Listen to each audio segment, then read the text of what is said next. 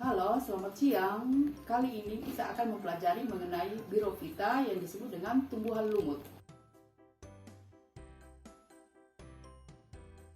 Tujuan pembelajaran kita kali ini akan membahas mengenai yaitu anatomi, struktur, dan reproduksi pada tumbuhan lumut yang disebut dengan Birofita. Kita akan memasuki mengenai akar. Akar pada Birofita itu terdiri dari akar semu yang disebut dengan rhizoid, yang terdiri dari beberapa macam lapis sel. Nah, yang kedua yaitu batang. Batangnya ini berukuran kecil dengan hanya yang tidak mempunyai silum dan flum. Kulitnya itu terdiri dari lapisan kulit yang terdiri dari korteks silinder pusat. Lumut telah menyesuaikan diri dengan kehidupan di darat yang ditunjukkan oleh adanya alat-alat tubuh seperti akar semu yang disebut dengan rhizoid, alat-alat perlindungan terhadap kekeringan yang berupa sel-sel epidermis, dan sporanya berdinding tebal untuk menghindari kerusakan saat penyebaran oleh angin. Oleh karena itu, adanya sebagian ahli memasukkannya lumut ke dalam tumbuhan Talopita. Ahli lain memasukkannya ke dalam tumbuhan Cormophyta. Melihat struktur dan cara reproduksinya yang selalu membutuhkan air, maka lebih tepat lumut dikatakan peralihan antara tumbuhan Talopita dan Cormophyta.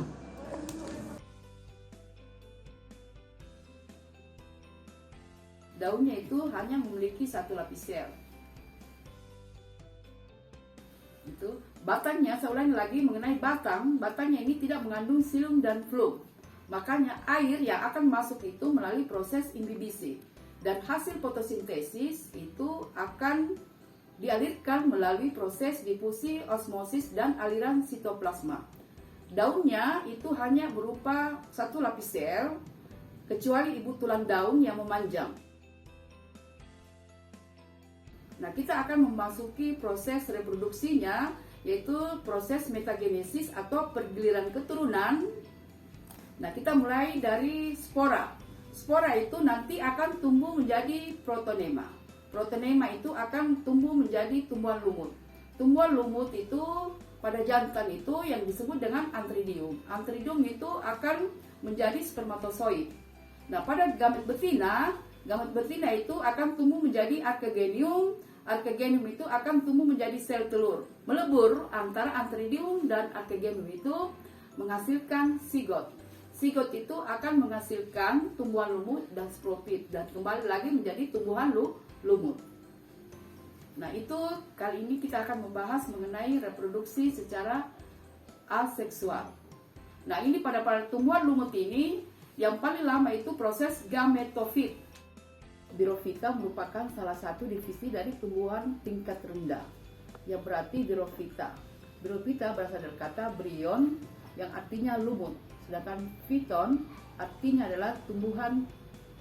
Fiton adalah tumbuhan yang hidup di tempat-tempat yang lembab atau tempat-tempat yang basah, yang banyak mengandung lumut. Itu adalah tumbuhan Birofita yang hidup di tempat-tempat yang lembab dan hidup di tempat-tempat yang cukup banyak air. Kali ini kita akan membahas mengenai reproduksi pada tumbuhan Birofita atau tumbuhan lumut. Nomor 1 itu adalah spora. Spora itu adalah sel reproduksi yang mampu berkembang menjadi individu baru. Selain dimaksud dengan protonema adalah hasil reproduksi dari perkecambahan tumbuhan lumut. Nomor 3. Tumbuhan lumut ada yang gamet jantan, ada yang gamet betina. Nomor 4 itu adalah antridium yang disebut dengan gamet jantan.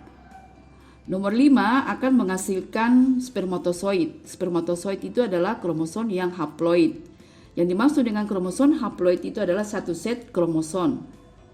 Masuk ke nomor 6 yang disebut dengan arkegenium. Arkegenium itu adalah gamet betina yang juga adalah kromosom yang haploid. Melebur antara gamet jantan dan gamet betina menghasilkan zigot nomor 8. Selanjutnya dari nomor 9 menjadi sporogenium. Sporogenium itu adalah penghasil kotak spora, menghasilkan spora nomor 10. Nah, itu adalah proses reproduksi pada tumbuhan Birofita atau tumbuhan lumut.